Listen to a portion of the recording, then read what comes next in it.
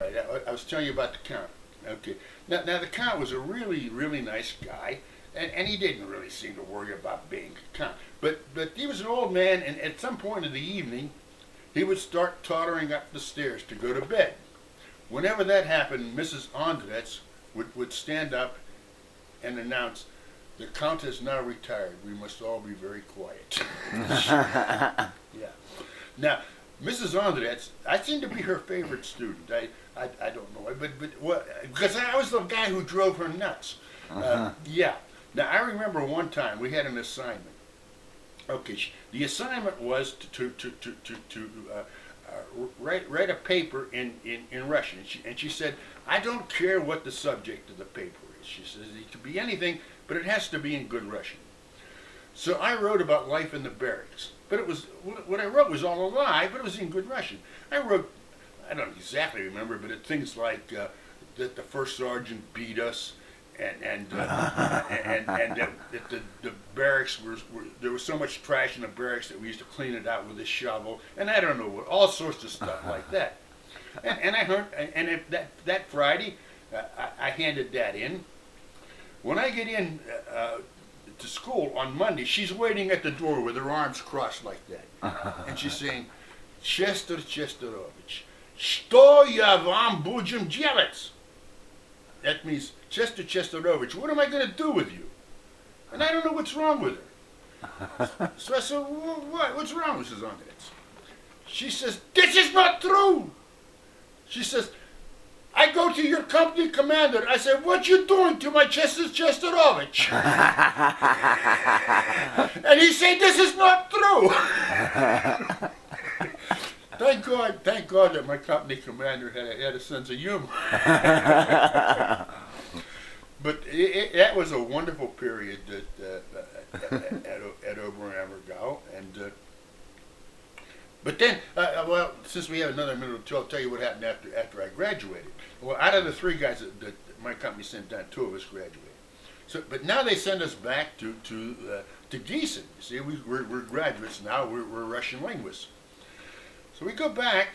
Now they don't know what to do with us, because the 353rd's mission was to monitor U.S. communications.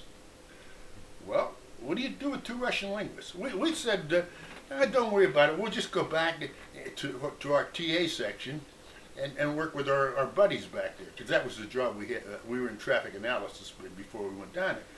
Oh, no, you can't do that. You're overqualified for that now.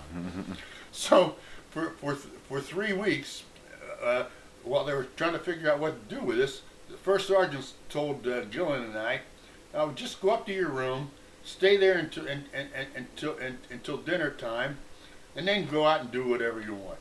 So for about 3 weeks, we just laid around our room reading books, and then we would go out into Gießen after that was over.